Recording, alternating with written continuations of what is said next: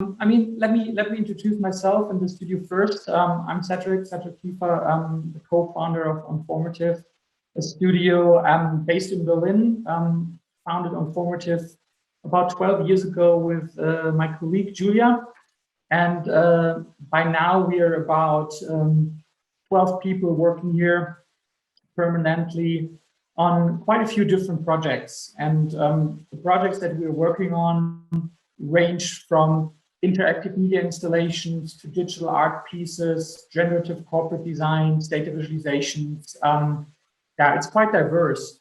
And we are also not really focused on a specific media, but there's one thing that all of these projects have in common in one way or another, and this is that they somehow happen at the intersection of art design and technology. And one of the reasons for that is probably where we're coming from originally. And I think one of the main reasons for founding the studio was actually the co-publishing of the generative design book, which happened about 13 years ago. And after that, Julia and myself, we realized that there's some kind of a market for this kind of work. And since then, we have been working in that field always. Or in the beginning, we started to really think about how can you use code, how can you use algorithms, how can you use data to actually design. And for that reason, a lot of the work that we have been doing in the beginning of the studio has been focusing on that. So we did a lot of data visualizations, infographics, could be print, could be animated, but it was always trying to kind of like visualize some kind of data, sometimes also interactive. So bringing some corporate data into spaces. But at one point, quite early, we realized that this is not exactly what we are excited about. So we were really more interested in finding new ways of creative expression using technology and data. So trying to be much more artistic and abstract in the way how we work and how we interpret data, but also what data means to us. And I would like to share a few projects where we actually interpreted different types of data in a totally different way. And we still focus a lot on these spatial projects. One good example is IBM Flux, which is data installation that we created for the new IoT center of IBM in Munich. And it's this physical data sculpture that is suspended from the ceiling.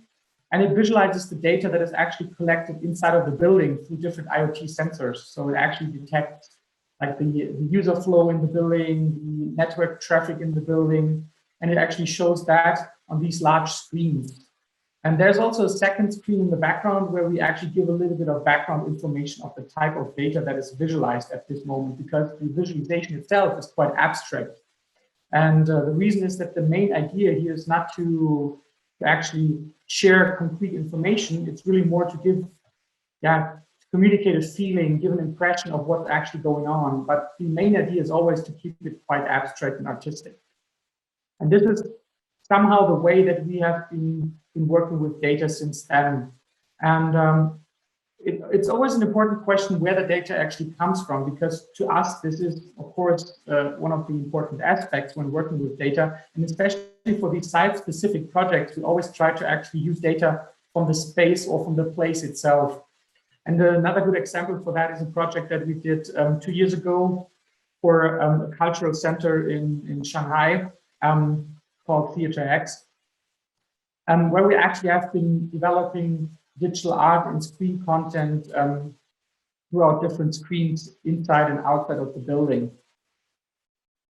And the topic of this project and this digital art piece was the idea of urbanization, or like cities in general. And we started to do a little bit of research in the beginning, and we quickly came across one important aspect of cities in general, and this is that they usually grow and they have a lot of different grids from city blocks to streets. They often grow in a grid-like structure. And this is something that you see on a macro level, like in a bird's eye view, looking down on the city, but you also find similar structures when you actually look on buildings itself, so building facades, the windows, the structures of the skyscrapers. This is something that you find in big and small. And we thought that this is actually quite interesting. And what we did was actually developing an algorithm which was actually picking up data from the city from different positions and generates actually grid patterns inspired by these references. So we were actually picking random places in Shanghai, capturing the data or some kind of data that we get from map services and actually turn that into abstract patterns. And these patterns are then used to actually visualize two modes. One is the day mode, which is quite simple, only showing like these grayscale facade-like structures, and we're playing with a lot of light and shadow. But then we are actually using the same data sets and the same structures to visualize the opposite, how a city actually appears at night, which is much more colorful, much more vibrant, inspired by these LED lights and neon lights and advertisements that you see all over big cities.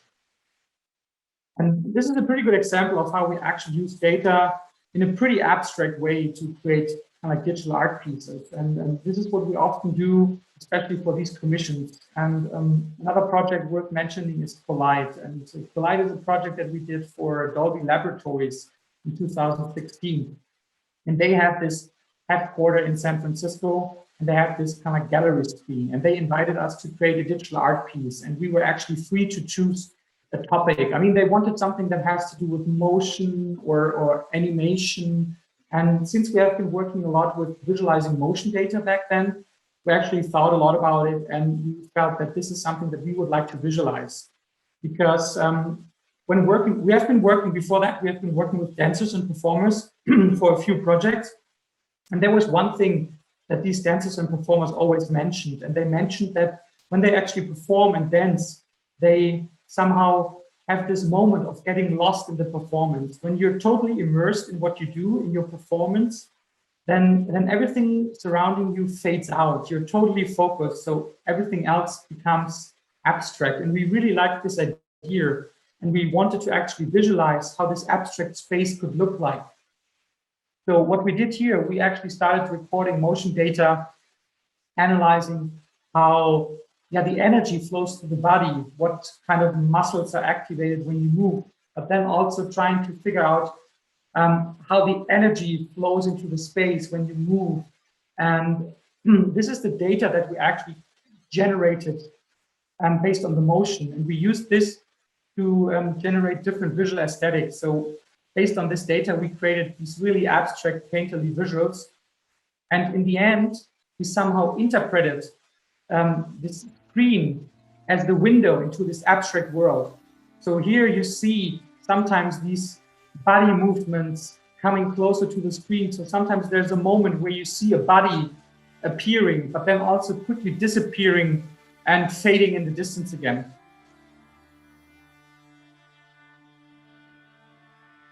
And especially for pieces like this, or for this specific piece, music was a really important aspect, because it's Dolby Laboratories. Of course, they have a long history in sound. And we thought a lot about how we can actually create music for this kind of piece. And the usual way of working would actually be you have video, you have these visuals, you hand it over to a sound designer, and they just do some sound on top of it. But we were actually thinking a lot about how we can stay true to the original concept, the idea of actually being immersed in this experience and being inside of this abstract visual world. And for this reason, we actually invited 3 different cello players, and we put Oculus glasses on their heads, and we put them into this virtual world. So we actually put them into this abstract space, and the visuals were actually happening in front of their eyes. So they were actually positioned at different places. So one person was on the left, in the center, and the right. And the moment a wave was clashing in front of their eyes, they somehow started to react and interpret the visuals spontaneously. And this created a really direct connection between the visuals and the sound, actually.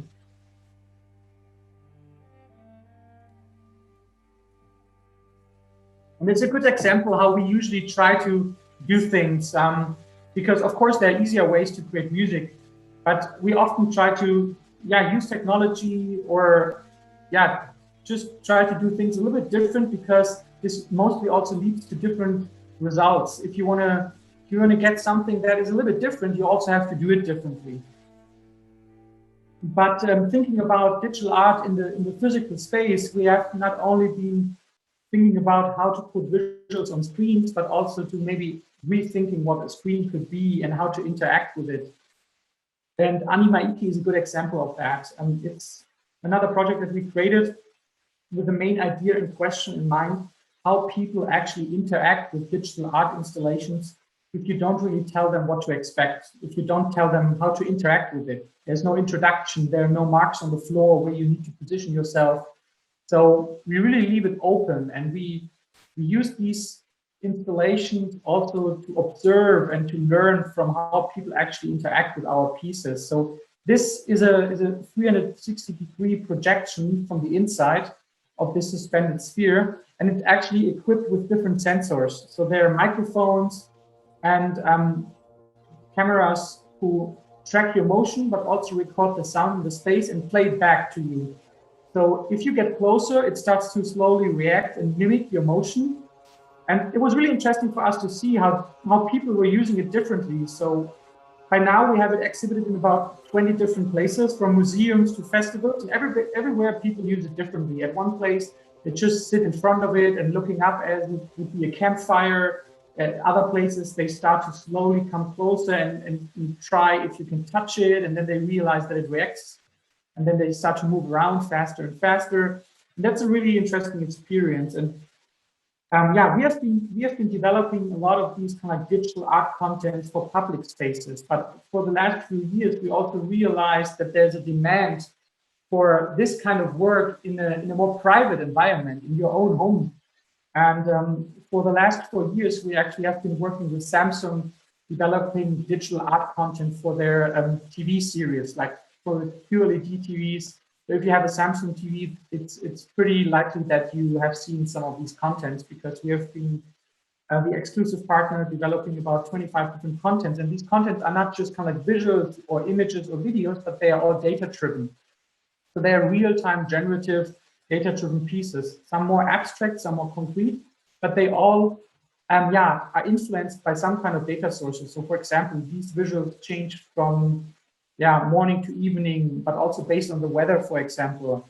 Again, they could be quite abstract. So this one is another weather visualization, changing the colors based on the weather and the speed based on wind. This is another example, also again based on weather data. But then there are some that are also just kind of like random or generative, constantly changing, creating abstract patterns. Some are really abstract and some others are much more concrete, but they all have this kind of like real-time aspect. Some are actually, we also try to cover a lot of different topics. Of course, trying to actually develop a lot of different aesthetics that fit for a large audience, but always keeping this really abstract, artistic aspect in mind. And this, for example, is one that is using sensors to generate some kind of simple physics. And every hour they become free floating, but then they actually start to move back, becoming like a clock hand and showing you the time. So these ambient displays always have an informal character. They always have something that gives you an indication of, I don't know, the time of the day or the weather or the temperature. So here you can see it now slowly moves back to clock hands. And the main purpose or the main idea is that they really should change the perception of a space. And of course, this is only partly possible if you have like a smaller screen or a smaller TV, but we also have been developing the same type of content for the Samsung The Wall, which is a much larger modular LED or microtile based TV that they have been developing. And we have been developing quite a few contents around the idea of kinetic walls. So here the idea is really to have something that changes the perception of the space. And again, this is, for example, also reacting to wind data. So the speed is changing. Of course, this is a really abstract interpretation of data, and it might not even give you much information besides being data driven, which just makes it more relevant to you personally. But then there's also the aspect of customization. You can design things to make them fit your personal taste. And yeah, this has been a really long, interesting collaboration and partnership for us for the last 5 or 4 years, where we really developed a lot of different content. And these are the type of projects that we really like when it comes to client collaborations and commission projects. But as already shown in the very beginning, there are also quite a few self-initiated art projects. And it's a really important aspect for us having these research projects, because they also allow us to push ourselves further, to develop our work further, and also to learn and then take this into new commission projects as well. And I would like to show 2 more projects. And one is True Falls. True Falls is a kinetic light installation. And the inspiration for this project actually came from these analog displays, so flip dot or split flap displays that you know from airports. And they have, besides the analog look and feel, they also have this beautiful soundscape when you hear them clicking and flipping. And we were really fascinated by that, and we wanted to create something similar. And of course, you can buy these elements off the shelf and just create your own display. But we wanted to create something that is inspired by that, but it's somehow different. And we came up with a mechanic that is actually based on different columns. So this is our very first software prototype.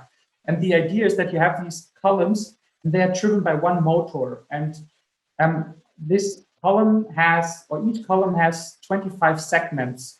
And the moment one segment rotates by 180 degrees, it picks up the one above it. So if you rotate it several times, you are able to actually turn every element black and white.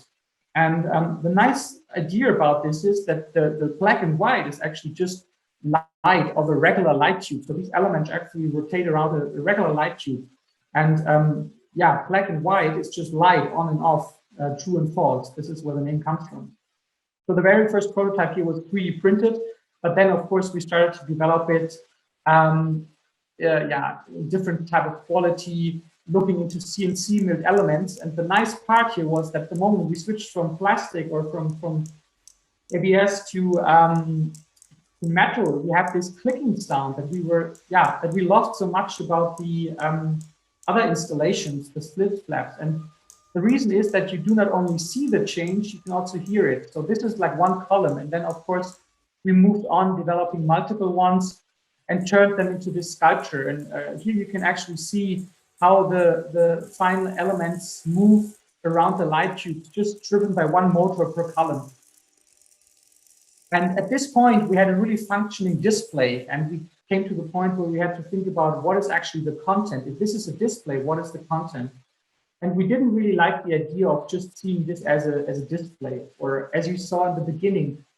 I mean, theoretically, you were able to put the time on it, but the moment you put the time on it, you have a clock. And we felt that there's more to it. And we really liked the idea of actually not having any specific content, but observing the change between content. So what we actually did was writing an algorithm that was generating different abstract geometric patterns. So circular ones, rectangular ones, a lot of different small codes that were actually able to generate these different patterns. And we actually generate these contents the moment the transformation is done. So just imagine that we generate one of these patterns, but then we don't show the pattern itself. We switch to the next one immediately. And the only thing that you actually see is the transformation between A and B. You never really get to the point where you see A or whether you see the image itself. So at this point, the transformation itself starts to become the content. And here you can see this kind of fast forward where the images itself are just shown for a really short time. And everything that you see in between is the way how you get from A to B. So this is not intended because you can't really foresee what happens next. And this is what we really like about it. This constant change, this constant transformation, and you always see these interim states of the transformation and the algorithm at work.